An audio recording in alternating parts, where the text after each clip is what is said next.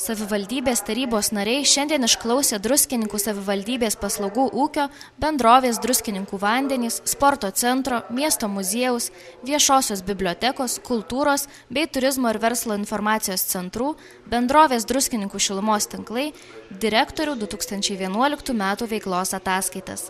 Buvo svarstyti alkoholio produktų mažmeninės prekybos licencijavimo, rinkliavos užleidimo prekiauti ar teikti paslaugas Druskininkų savivaldybės teritorijos viešosiose vietose išdavimo klausimai. Buvo pritarta gyventojų išlaidų patirtų už komunalinių atliekų surinkimo ir atliekų tvarkymo paslaugas, kompensavimo tvarkos aprašo pakeitimai, Druskininkų savivaldybės tarybos vietinės rinkliavos už komunalinių atliekų surinkimą iš atliekų turėtojų ir atliekų tvarkymą nuostatų papildymui.